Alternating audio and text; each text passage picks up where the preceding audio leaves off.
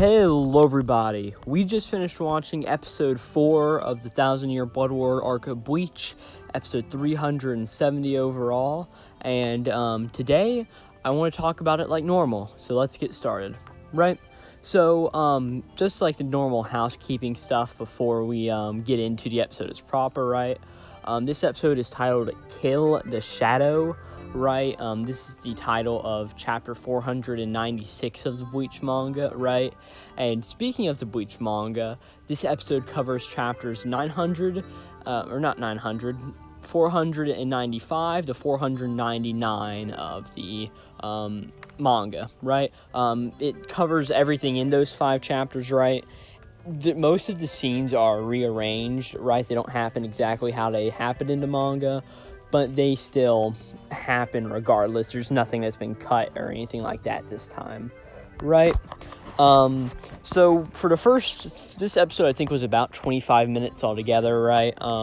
The first 5 minutes of the episode is all just like the recap and the opening. We get a recap of the first 3 episodes, something that they called a playback, right? It goes for about 3 minutes. And then we, of course, have the opening Scar by Tatsuya Kitani, right? Opening, still the opening. I guess the recap is warranted, but, I mean, it's whatever you want to call it, right? Nothing, I mean, it's what a bunch of Bleach fans had to deal with back in the day, where the long recaps, right? So, if we just have 1 3-minute recap every few episodes, hey, I'm fine with that, right? We open up this episode where the last one ended off, right? The Soul Society is just being invaded by the Quincy's, right? We get note that there are 16 Reishi pillars that have exploded everywhere, right? And we also learned that 1,000 Soul Reapers have died in just 7 minutes of this invasion going on, right?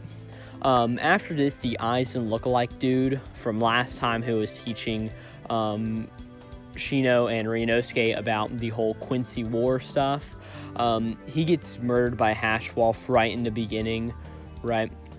They just have a thing where Hashwolf's just like, run if you want to, but it won't change your fate, something like that, right? At that point, we get the title drop in the blood of this Aizen lookalike guy, right? Kill the Shadow, of course, right? We then see Rose, who gets information that Izuru is apparently dead, right? And we meet this Stern Ritter, Nanana Najakup, right? We learned that his letter is U, right? And then there's a whole thing where Rose goes on about the guitar and like how Izuru had a bunch of potential, and he just goes on about this guitar, being that Rose is very much a musical character in a way, right? That'll definitely come in later in the arc. I will just say that right now, right? After this, we meet Asnote, who is Stern Ritter F, right? He's attacking the 6 squad barracks, right? As he's doing this, there's a few Soul Reapers who are just getting completely obliterated by these like Reishi darts that are being fired at him, right? Eventually Renji appears, helps fight him away, right? At that point, we meet another Stern Ritter, Bambietta Basterbine. Her letter is E, right? And she's facing off against Kamamura in the 7th Division barracks, right? Or is it 9th Division? It may be 9th. I'm not sure. It's 9th or 7th. And I think 7th was Kaname's division. So, it should be 9th, if I'm not mistaken. Is it 7th? I don't know. It's one of those things, right? One of those two. One of them was Kaname's old division, and one of them is Komamura's. I think it's 7, but don't quote me on that, right? It's at this point, they're just facing off against each other, and we sort of cut around to almost all of our prominent members of all of our prominent Soul Reapers, right? Pretty much everybody important in the 13 Court Guard squads. They are all just facing off against Stern Ritters of their own, right? We don't get any more introductions in this episode, right? But there's just a bunch of them all together, right? At this point, it's Renji versus Asnote some more, right? Another like luchador looking Stern Ritter appears behind Renji and goes to attack him. Byakuya appears, uses his Simbone Zakura to his pretty much flower petals to block the attack, right? And at this point, we see that Mayuri is in his area researching this stuff about Bankai, right? We cut back to Byakuya and Renji. The two of them just continue to fight Asno, right? And they're not really getting anywhere good, right? The luchador-looking guy falls through a hole that Byakuya creates, right? And he's out of the picture for this episode, right? And we see this, like, blue power that Asnot has. It's, like, running through their veins, and it just... Byakuya and Renji just can't get an attack in against this, right? From here, we just cut all around Komamura, Toshiro, and Soifone, all just fighting their respective Stern Ritters that they are battling against, right? And at this point, Byakuya decides to use his Bankai, since there's no way that they can defeat this Stern Ritter Asnot without using it, right? And we also see that all of the others, those 3 others, Komamura, Hitsugai, and Soifone, all decide to use their Bankai too, right? And at this point, all of the Stern Ritters that they are fighting against, they steal all of the Bankai, right? And here, there's a massive note that their Bankais aren't sealed, because I guess everybody thought they were sealed, but they're not sealed. They're all stolen, right? At this point, we get that ad break that's positioned within the episode. Not a whole lot to mention there. Just had some stuff about the Soul Society and some stuff about the Stern Ritters, right? Just Soul Reapers and Stern Ritters, the 2 big factions in this war, right? After this, there's a whole bunch more stuff about everybody just coming to terms and like, wait a second, our Bankais are stolen. They're not sealed. They are completely stolen by these Quincy's, right? And of course, this is a big deal to all of them, being that their swords, their Bankai is the, like, biggest effect of them, right? So pretty much, they don't have a sword to use anymore, and it's mainly stated that, like, these swords are friends to the Soul Reapers, so they literally don't have this power anymore, right? And at this point, we cut over to where Shunsui is fighting his Stern Ritter, right? And eventually Shunsui just loses an eye, right? They have a little cool fight scene, and after that happens, Shunsui just gets hit with a reishi bullet, and he just doesn't have an eye anymore, right? At this point, we cut back over to Renji and Byakuya fighting Asno. Renji says that he wants to use his Bankai, right? Because, of course, they probably can't steal more than one. But Byakuya's like, no, you can't, no matter what. It just doesn't work that way. We can't lose your Bankai too. We've already lost too many, right? And at this point, we see Akan in the 12th Division Barracks, right? And he is like, I need to get put over to Ichigo. I will take full responsibility for this. We need somebody to save us, right? As he's trying to contact Ichigo, who else would pick up but Urahara, right? And Akan's like, hey, Urahara, we need Ichigo. And Urahara's like, no, he can't right now. He's fighting a Stern Ritter here in Huecomundo, the whole jail brigade thing, right? During this time, Ichigo and Opie fight, right? And we see that Opie is getting very agitated that he can't steal Ichigo's Bankai, right? For some reason he can't, and being who Opie is, he's just getting super upset about it and very much aggravated. At this point, Urahara's like, now, I know you guys have been invading the Soul Society, right? So how are you guys in the fight over there, right? And at this point, Urahara learns the travesties going on over there in the Soul Society. Eventually, Ichigo starts to overpower Opie, right? As he forces him to the ground, and Ichigo's like, what are you guys after? What do you guys want? All of that typical stuff. And Opie starts to say, I'm not afraid of you, as Urahara shoots a hole through pretty much where his heart should be, right? Just completely taking him down, right? And at that point, he's like, you disrupted his reishi enough that I was able to get a shot through him, right? He tosses Ichigo to phone and pretty much just says, Soul Society needs you to talk to Kono on the way. Just whatever you do, just make sure you get there, right? At this point, Orihime and Chad come up, right? Of course, Nell's with him too. And they're like, hey, where'd Ichigo go? What's going on here? And, what's it called? Urahara just says, hey, there should be a small metal plate that he was trying to use to seal the Bankais, right? can you grab that off of him, this dead guy's corpse, and give it to me?